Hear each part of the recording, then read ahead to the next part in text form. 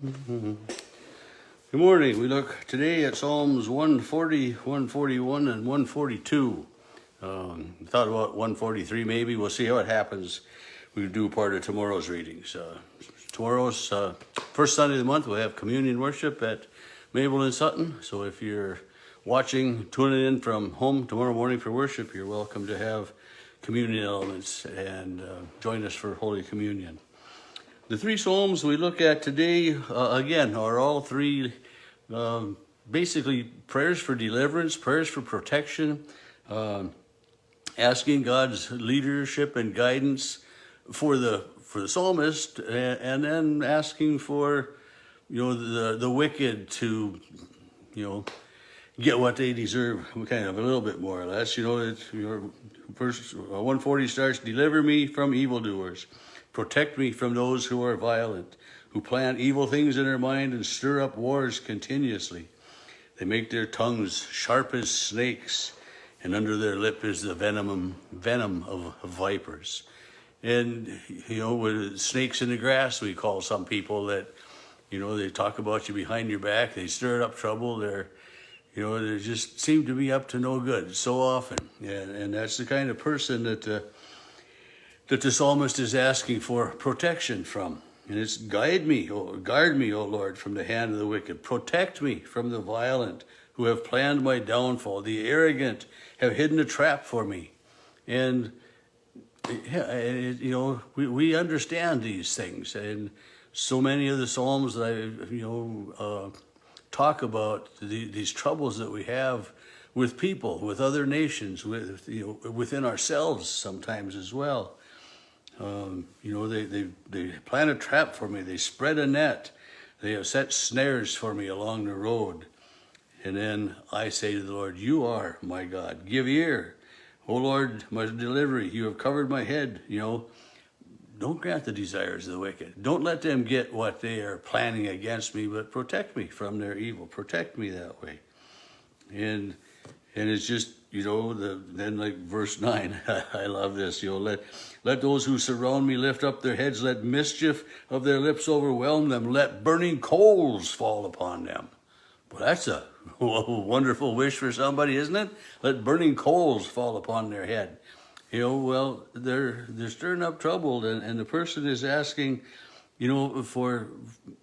for them to be done away with, for the troublemakers to be put away, let them be flung into the pits to no more rise. And, frustration of dealing with people who are mistreating and lying about you and stirring up trouble and commotion.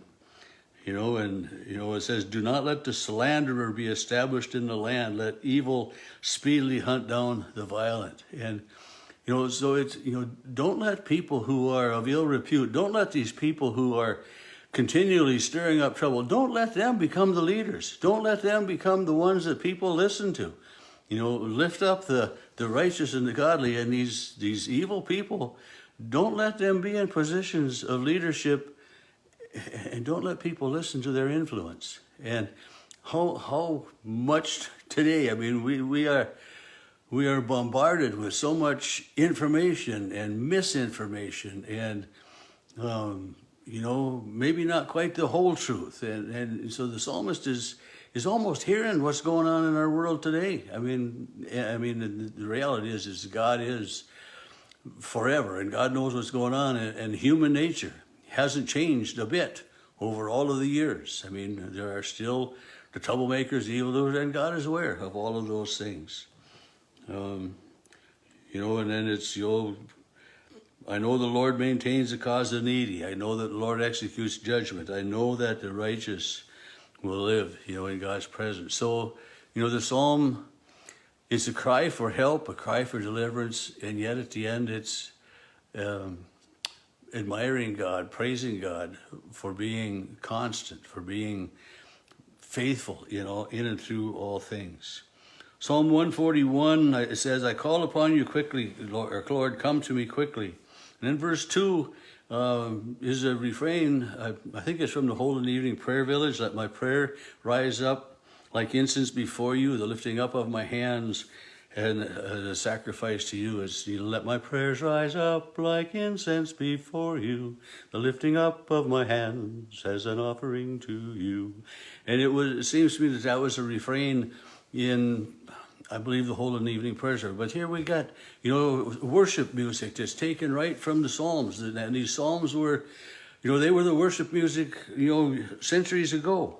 And so here we use those same words, in so much of what we do. And the Holden prayer service, there's so much of that the words are basically, maybe not taken 100% exactly word for word out of the Bible, but, they're taken out of the Bible. And much of our liturgy on Sunday morning, if we sing and use the liturgy, which, at Mabel we don't very much, but those are words right out of the Bible, and by singing and repeating those refrains and phrases, we get God's word ingrained into us. And so this, let my prayers rise up like incense before you, the lifting up of my hands, and a sacrifice to you that way. And it's just a reminding that, we come to God in and through all things. And, and part of the Israelites' traditions, part of their customs, part of their commands was the burning of incense, the burning of offerings. And, there are a lot of things that burn that don't smell good, but, incense, I remember, growing up, my older sisters wanted to have a little incense pot, and I never did care too much for most of those that way, but there are some smells, and in today's world we don't have incense burners. We have pot, diffusers for different scents and smells and all of that stuff, and and so as to put those smells in the air, and I remember selling little Christmas trees, to hang in the vehicles with different fragrances in them. Dad had some of those out in the station, but, so let my prayers rise up like incense before you is, let my words, let my thoughts be pleasing to you, O Lord, is basically what that's saying. Set a guard over my mouth. Keep a watch over the door of my lips. Do not turn my heart to evil. What a wonderful, wonderful prayers those are. And then verse 5, let the righteous strike me, let the faithful correct me. And so again, let those who are knowledgeable in the law, let those who are leading right lives, let them instruct me, let me learn from them. And then never let evil or the wicked anoint my head.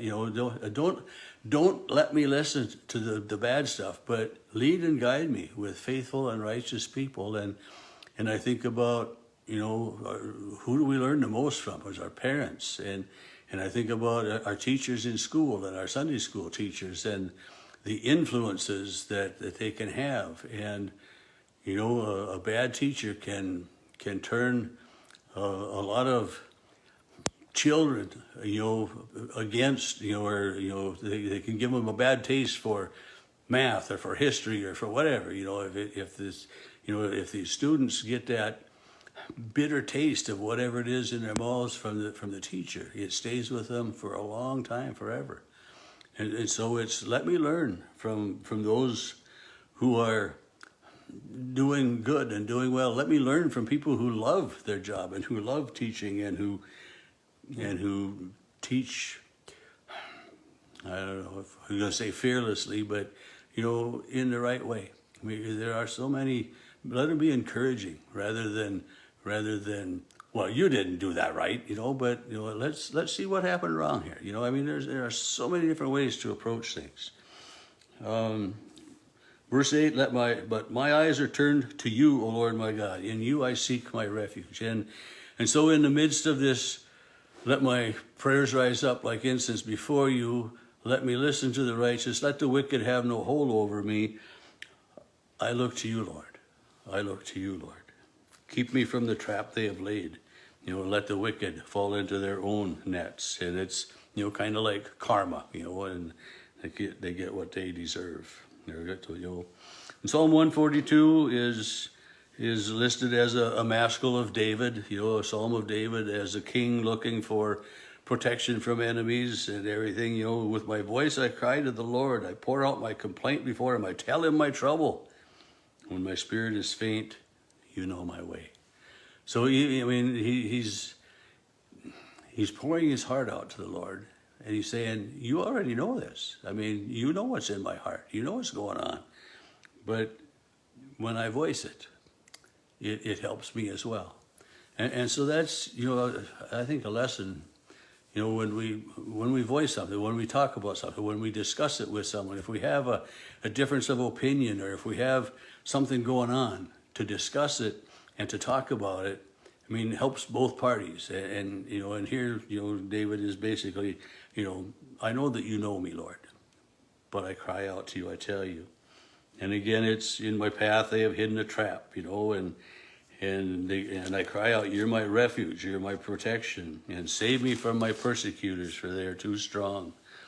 And it's bring me out of prison, the last verse, bring me out of prison so I may give thanks to your name, and the righteous will surround me and deal bountifully with me, for you will deal bountifully with me. And so again, these three Psalms are all kind of laments, crying out for help, crying for protection from people who are out to do harm.